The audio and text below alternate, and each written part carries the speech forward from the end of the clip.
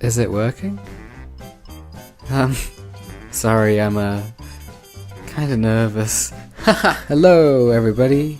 This is the first in a series of videos analysing the continuity and meaning behind the Muppets. But before we get started, I'd like to say thank you so much for choosing to watch this video. It must be nice to have free will. You would think that dissecting the Muppets would be a fairly straightforward task.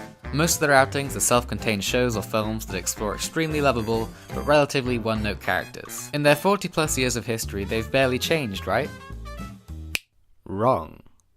Underneath the Muppets' on-screen appearance is a history as rich as any other artists of their caliber. But that's not to say that their fictional history is to be brushed over either. I've divided up the continuity of the Muppets into 3 separate yet coexisting timelines. I guess there's technically 5 if you want to be specific, but in one they're babies and in the other they're literally just lifeless puppets, so we'll hold off on those for the moment. Also, these timelines are mainly focused on Kermit and Piggy, as they're by far the most well documented of the Muppets, and they're kind of the glue that holds the gang together.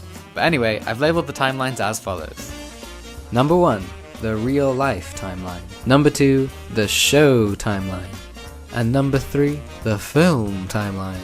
The real life timeline treats the Muppets as if they're real people. This is mainly out-of-character talk show appearances and other appearances or specials that showcase the real side of the Muppets, as opposed to the characters of themselves which they play on the show timeline.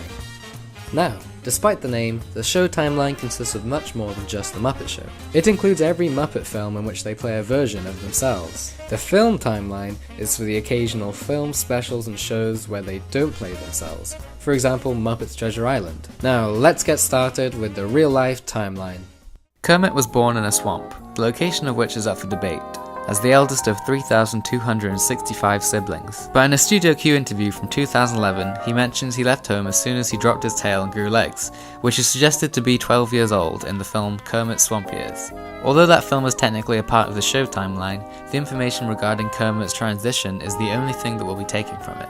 Using this information, we can infer that Kermit was born in 1943. In 1955, Kermit travels to Washington, D.C. to make his television debut in the show Sam and Friends. Even more significantly, this is where he met Jim Henson, marking the start of their immensely successful professional relationship and deeply personal friendship. For the next 14 years, Jim and Kermit would create a variety of short films and TV specials.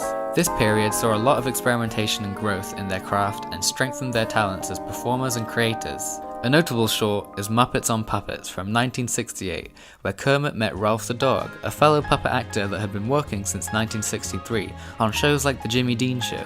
Ralph and Kermit would continue as sort of a double act, performing musical numbers on shows like This Is Tom Jones in 1971. Interestingly, Kermit is also credited in his wiki filmography for working on The Idea Man, an experimental short film that he doesn't appear in. This could be a mistake, but it could also suggest that Kermit was working with concepts from Jim as well as writing. After developing his craft and witnessing what could be done whilst working with other puppets, Kermit appeared on Sesame Street in 1969 as a recurring character. However, there was a slight controversy during the 70s, as Kermit was the only Muppet not to exclusively work on Sesame Street. He'd frequently take up commercial work such as Hey Cinderella. Oh, don't sell yourself short. Those tangerines over there don't look so bad. Those are pumpkins. It's lucky you're a prince, because you'd never make it as a gardener. A CBS TV special that led to his replacement by Herbert Birdsfoot in 1970. Eventually, Kermit would return for the 3rd season of Sesame Street, and he would continue to work there until 1976. Although he had cut down on his commercial work, he had quietly been working on something much, much greater. Next time, we'll be exploring the Muppets at the peak of their fame. Subscribe to make sure you know when the next episode's out, and you can follow me on Twitter down below for even more updates. Thanks so much for watching. Bye bye.